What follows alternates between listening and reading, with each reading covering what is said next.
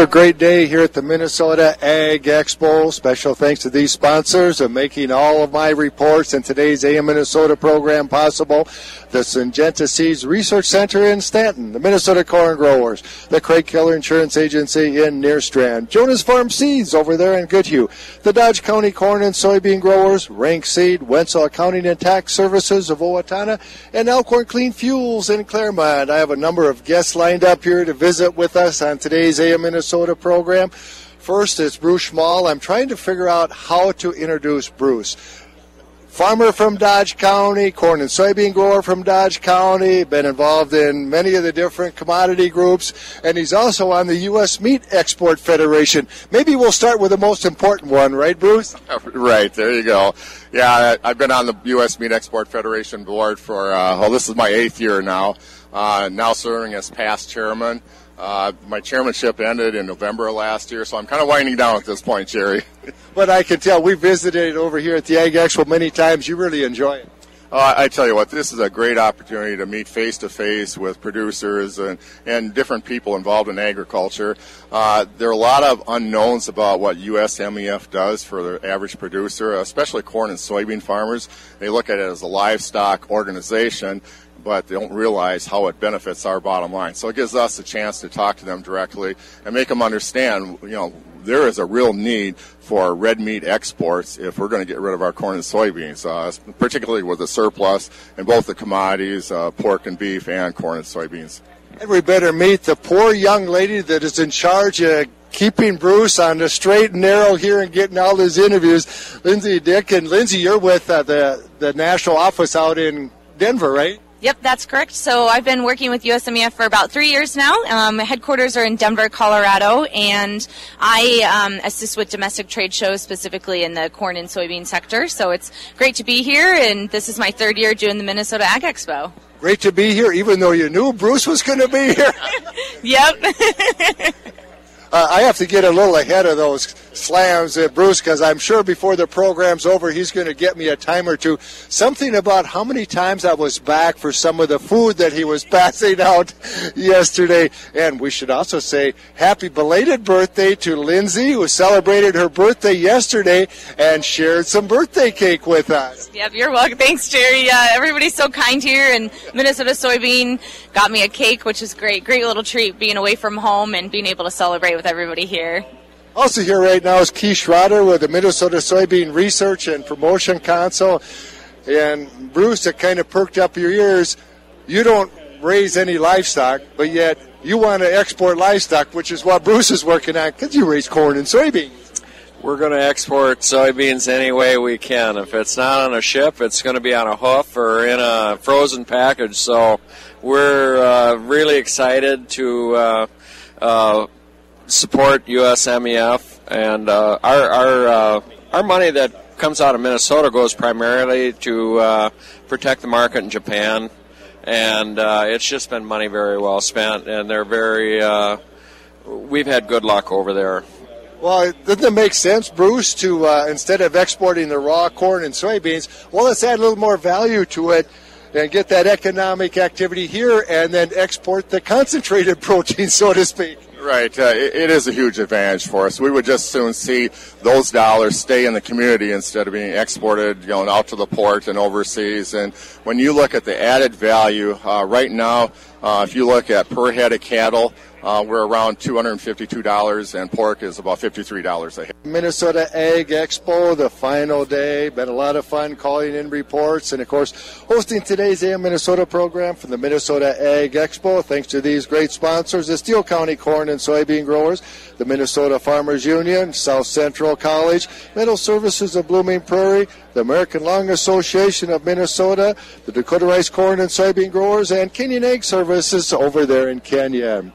Well, my guest on today's program to this point is Lindsay Dick with U.S. Feed Grains Council National Office in Denver, Bruce Schmall, U.S. Meat Export Federation. That's what we'll take the highest one. I thought of another wisecrack, but I'm going to take the high road, Bruce, even though I do owe you a couple. All right, I won't go back on you too bad then, Jerry. So that's good. Thanks. And also Keith Schroeder of the Minnesota Soybean Research and Promotion Council. Wanted to pick up again with you, Bruce. You mentioned what meat exports mean to corn and soybean growers. It's incredible when you start running the numbers. People don't realize that because we export those red meat products internationally, there's an added value there that we don't see on that product locally. I was mentioning before the break that on cattle, it's about $282 a head extra right now. That's money that's sourced that we wouldn't have otherwise. On the hog side, it's roughly around $53, $54. So you take those dollars, you add them back into the economy, and what it does for our bottom line, and it's huge. And right now, that's where the main growth is internationally, not domestically. So with our supply of corn and soybeans, surplus supply, and right now the pork and the beef industries are ramping up their production. We have a surplus there. Where are you going to get rid of that? The name of the game is internationally and exporting to other countries. So it's working out well at this point. It'd be fun, Keith, if you could take those numbers down to the next level and what it means for a bushel of corn and soybeans. Bruce, do you know what those numbers are? Yeah, actually, I'm glad you brought it. I'm impressed. I bet Lindsay coached you with those numbers. Oh, she's on me, man. She's a taskmaster. But, no, I mean, we go through those numbers quite often. And a lot of people have asked, what is my bottom line as a corn and soybean producer? We've done it on the biodiesel thing, what the payback is. And we just completed a study on the corn side about a year or so ago. And I believe it's roughly 45 cents a bushel when Chicago is at around $3.60 price. So 45 cents, I'll take that any day when you have $3 corn right now. So that's huge on my bottom line. And you can see if we can increase those exports, that's only going to get better. So it's to all of our advantages when we can see those kind of numbers. Keith, the only thing worse than $3 cash corn is $2.60 cash corn, right? Oh, absolutely, Bruce. We biodiesel, that's another one. At 63 cents a bushel, we've calculated the Minnesota farmer now with B20 coming. We haven't done those new calculations, but it won't double. But it's going to be more enhanced value. It's going to be great. Lindsay, you, I assume, get to work with a lot of different states then. Now, I know you're in Minnesota. You might not get out of here uninjured if you answer this question the wrong way, but you have to say that Minnesota is probably a leader in developing, having the bigger world vision rather than just what's good for our state. Yeah, definitely. So, coming here to Minnesota is great because it's great to be with the corn and soybean farmers, and everybody's so passionate about agriculture here, and I think that is something that is important. It's nice to see a lot of kids from the university here as well, different generations of people here, and Minnesota it's top notch for me. I do work with a lot of other states in ag, but I love coming here. And all right, I guess you're safe now, Lindsay. She didn't see this in the fine print in her contract, Bruce, when she signed on with the U.S. Meat Export Federation, did she? No, she didn't, but Lindsay's done a great job. Coming to events like this, it gives us a chance to talk one-on-one and help educate people. And it doesn't hurt that we offer a sample of food, like you mentioned a little bit earlier. This year we had the rice, and then actually we had pork belly and an Asian sauce, a Japanese type of sauce. And it was a big hit. We've already had people come back up to us today and ask, well, we're going to have some more of that today. So next year we might do it 2 days in a row. So we'll see what happens. Keith, you're shaking your head. Did you get over there to visit Bruce yesterday? Well, no, I got in just a little too late. And now I feel guilty because I had more than my fair share. Yeah. Oh, it was your fault. Of course, Jerry, they're always telling you at the studio the free lunches you live on are incredible. So thanks, Jerry. You know what they tell me, Lindsay, sometimes, Jerry, all that free food that you get, how do you stay so thin? And I say, it's simple. You just fast in between the free food episodes. Definitely, yep. Well, you mentioned, Bruce, that was pork belly. And when you say pork belly, I don't think a tender, moist pork like that was. No, people are a little bit surprised.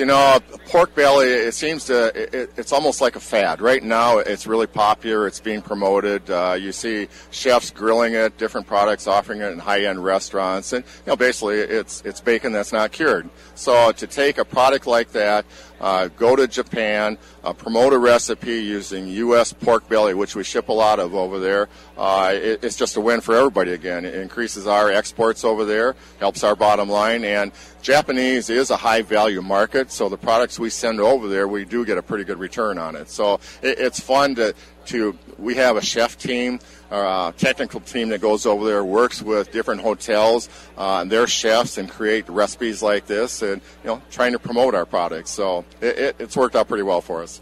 And Keith, the Minnesota Soybean Growers, the Research and Promotion Council, I assume the corn growers too, they help support the efforts of the U.S. Meat Export Federation?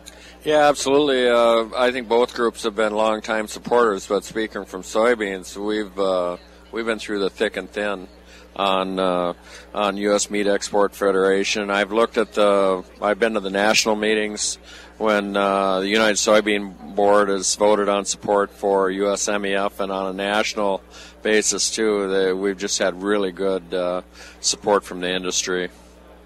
And do you find, Lindsay, a lot of the other states support the efforts? They realize the importance of adding value and then exporting the meat?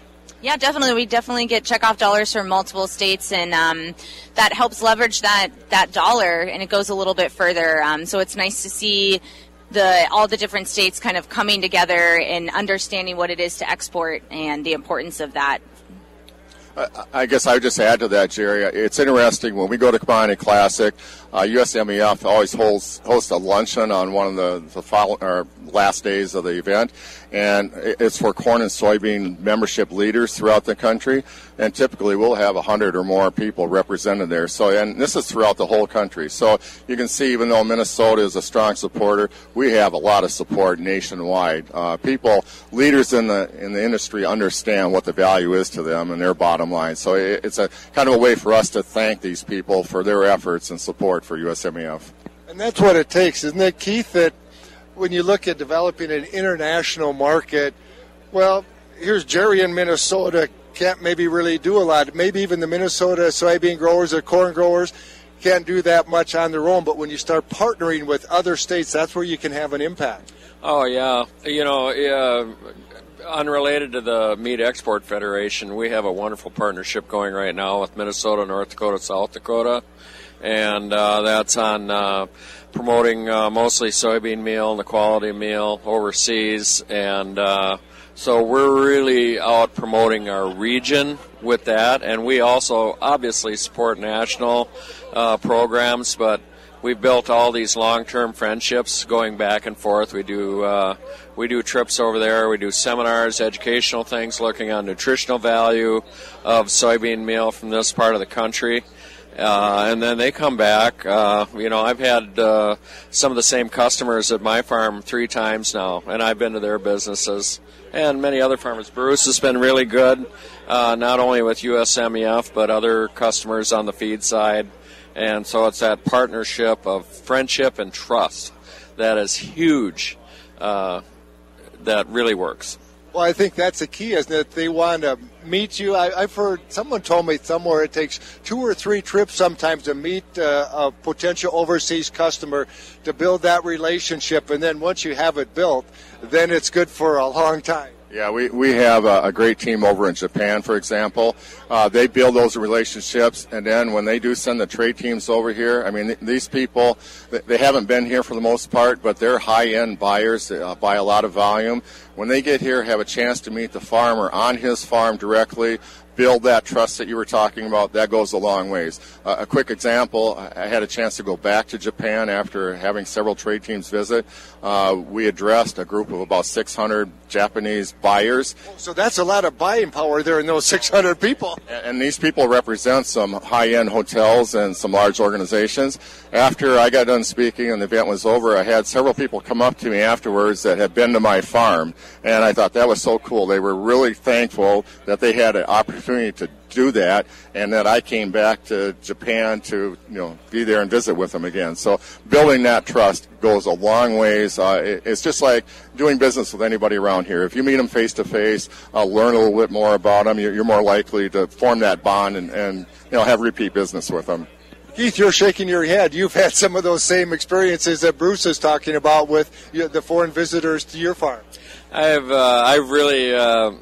I've got some very close relationships going now, and beyond the soybean world, I've got standing offers to stay with people all the way from Egypt, Vietnam to I could spend the rest of my life just visiting people that I've met through the soybean industry. So it's been highly rewarding. But it's just so the trust factor, and especially you get into this Southeast Asian area. We're all family oriented in this world, but they are so family and friendship oriented that it's so important that you just can't imagine what that does. Lindsay, have you been able to go on any of these foreign trips with a bunch of farmers from the Midwest? You know, Jerry, I have not in my 3 years. I have done some international trade shows, but like Bruce was talking about earlier, bringing those trade teams here. So that's what I predominantly headquarters in Denver is I set up those visits for, to go to those farms or to go to those plants and for those teams to really connect that and earn that trust, it's so much fun to see that connectiveness. And we do get a lot of feedback from our international buyers that always say, thank you for setting us up, and the hospitality that we meet with people in these states is just, it's unheard of. And yeah, so it's a great. The other thing I'd add there, Jerry, I was thinking about when Lindsay was talking that for them to come here and meet us one-on-one, they get a chance to see the products that they're buying, whether it's soybeans or corn, or in our case, USMEF with the meat products, the livestock. They get to see how those animals are raised, how people are truly concerned about the quality of product that they're producing. And I tell you what, when they leave here, they're really impressed. And then the other thing I want to add quick, take that one step further. We host these trade teams, but also Minnesota Soybean, we've organized See for Yourself trips where we go internationally. And USMEF is on the agenda part of it, where they get a chance to show our farmer leaders that we send over there, not on the boards, but just farmers paying checkoff dollars, what those checkoff dollars are doing for them. And some of them are a little skeptical when they first go, but when they come home, I think Keith will agree, it's 100% in agreement that those dollars are well spent and probably should be doing more in some cases. You could say maybe not well spent, well invested, Keith. Well, yeah, we've, over the years we've done these See for Yourself programs. I hosted a group to Vietnam. I think Bruce was involved in some China travel, and we literally look for candidates, and I shouldn't say this, that are, like Bruce said, they're a little more on the fence when we look at their bio and they send it in, and we think, we want to take people that obviously support the checkoff as well, but those guys, they'll go back home and say, I didn't really think much about that checkoff, what I was spending it on, but holy mackerel, you guys are really doing something. Lindsay, if I remember correctly, you didn't grow up in agriculture or, the world that Bruce and Keith and I travel in, but you've kind of jumped into it.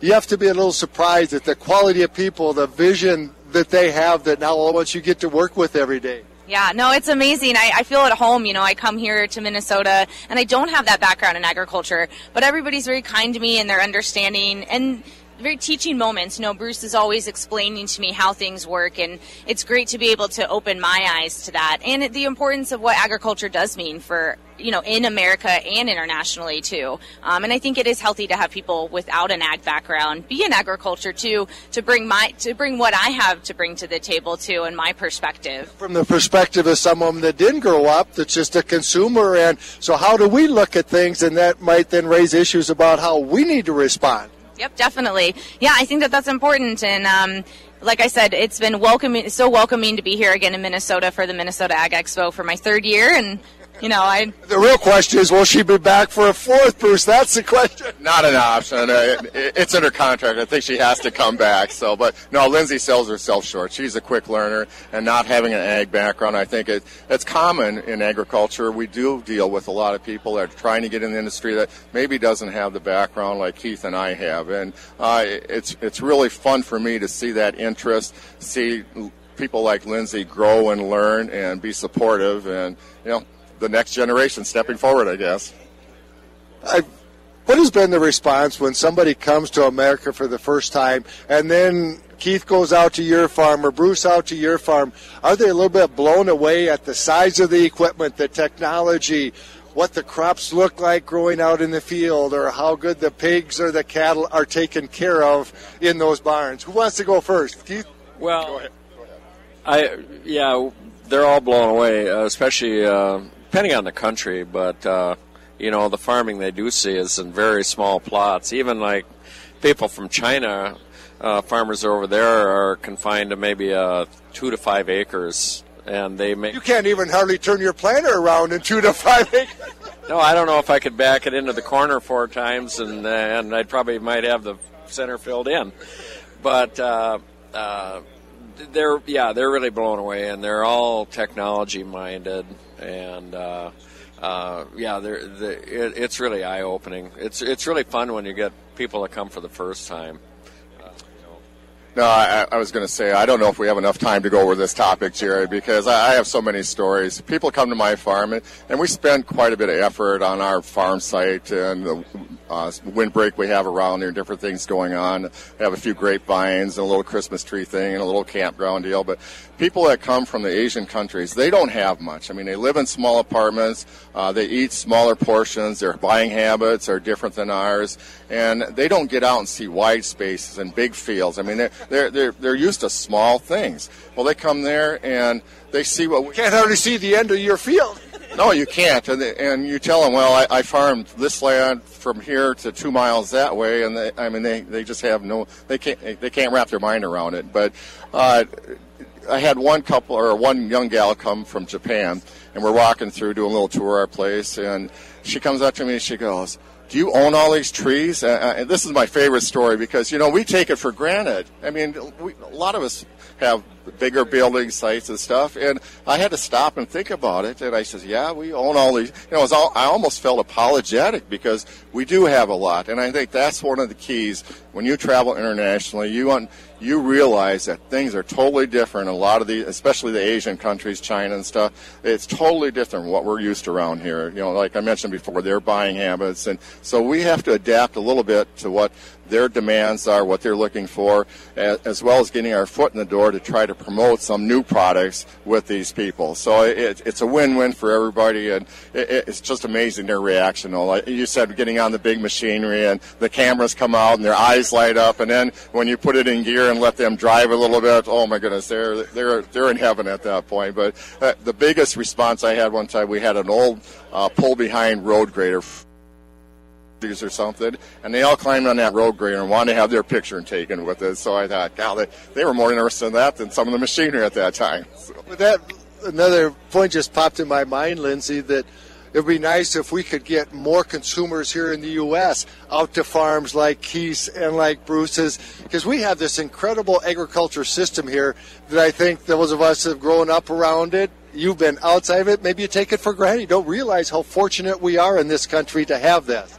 Yeah, definitely. And I mean, those checkout dollars, that's what that's going towards, is bringing those consumers here, bringing those buyers here to see where is the product raised and what is happening in America. And I think that goes back to what Keith was talking about with that trust, and that when you can see it in person, when you meet that farmer and when you meet that producer, you're more willing to buy that product. You're more willing to buy a U.S. product, and you understand what it's like to farm in America. And I think that's very important, and that's the essence of what we do at USMEF, trying to really get that trust built. And yeah. Well, we only have a couple minutes left, but what was their response, Bruce, when they peeked in a hog barn and saw how well those pigs live, or how well our livestock live? Well, they're amazed. First thing, they're amazed at the volume of animals in one of those buildings. But the thing that really got their attention, they want to know where's all the manure at. Well, with the slatted hog floors, it's all underneath, and I mean, they can't understand that either. So one thing I wanted to mention, we were talking about the value of export markets, variety meats. A lot of people aren't aware of the value of variety meats. A lot of the carcasses, it's probably 18% of the value is what's coming up by selling internationally. I don't know if we have much time, but I had a chance to speak to Iowa corn growers this last year. They had their 50th year celebration, so I was part of the program. And I talked about variety meats a little bit because most people don't understand the value. It's not worth a lot in the U.S., but internationally, like beef tongues, for example, are about $6 a pound or so. Here, it might be $1.50. I put one slide up on the screen. It showed a nice steaming plate of food a Japanese housewife was serving her family. I says, anybody have an idea what this is? Well, of course they didn't. It was beef intestines. Well, in this country, it's basically zero value. Over there, it's about $1.50 a pound. Well, you add up all the pounds that we could ship over there, and it's product that goes to waste here. So that added value through variety meats makes a big difference to our bottom line again. In my book, Keith, they can exploit all the stomach intestine and all the tongue and the liver that they want, right? Well, we actually funded remember the booklet that shows the value of what they sell, so I took it home to my wife, and so that's the grossest thing I've ever seen. And it's a booklet that they use overseas to say what we can sell them. And yeah, it's just huge. Everything but the moo or the oink, you know.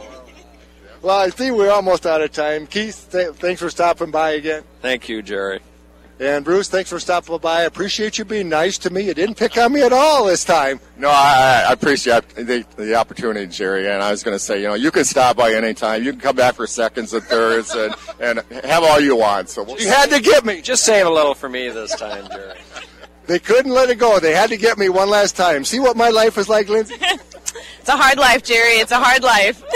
So, John, I will continue my hard life. We'll send it back to you at the studio.